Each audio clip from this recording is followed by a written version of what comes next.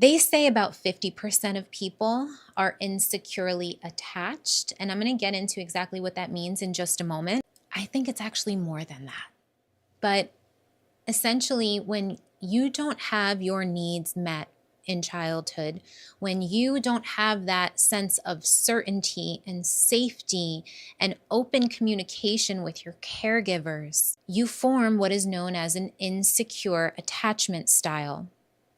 You are not safe to just freely and openly express your needs because they might not be met. There might be chaos, there might be turmoil, there might be substance abuse, there might be an absence of one or both parents. There are all different factors that come into play here. But if your needs were not met in childhood, chances are you developed an insecure attachment. And the way that that shows up is in your current relationships now. I spent the last year studying something called integrated attachment theory, and boy, did it resonate. And I hope that it resonates with you too. If you've clicked on this video, most likely it does, or you're curious to learn a little bit more about yourself and gain some wisdom and understanding about your relationship dynamics.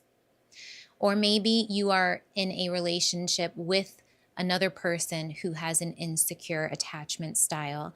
And so in trying to understand your partner, you have clicked on this video as well. It does not mean that you or your partner or whoever is experiencing this insecure attachment style is by any means broken, but it does mean that they have experienced the inability to express their needs, to communicate effectively, to put certain boundaries in place or respect another's boundaries. And so you learn how to cope or how to survive and even how to protect yourself through these insecure attachments.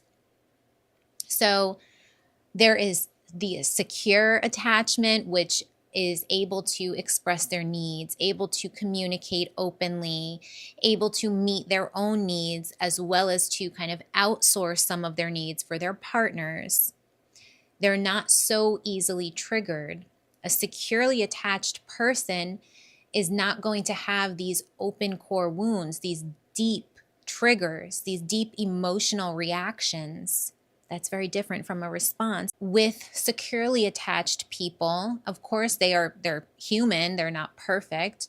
They're going to have, of course, things that come up in life.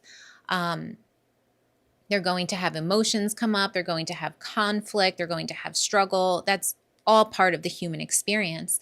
But for the people that are securely attached, they're able to work through them. It's going to be more situation based. You know, like this thing happened at work and I'm feeling this, and they're able to express it and move through it. And it's not earth shattering. It's not the end of the world. It's not triggering all of these unresolved past wounds.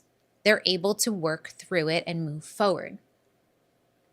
But the problem arises when you are insecurely attached, that all of these old wounds start to get poked at. And it brings up a lot of fear. It brings up, for some of us, chaos.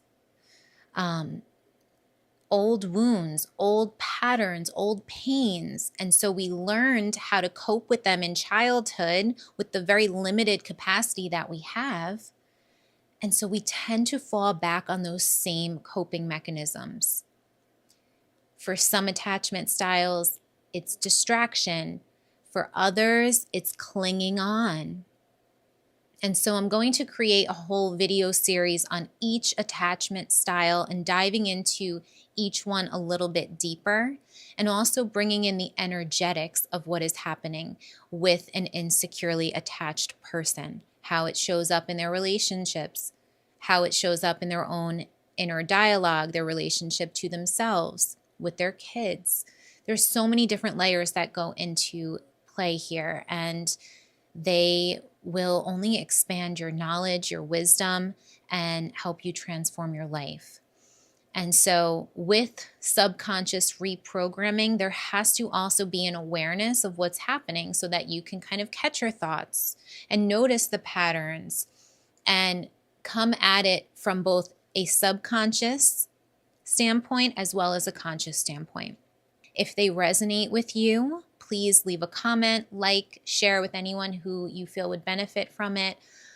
If you feel like you need a little bit more support, or like it would be helpful for you to have an outside perspective or an outside kind of guide to help you through this, you can click on the link below for a free consultation to see if this is something that would help you on your healing journey.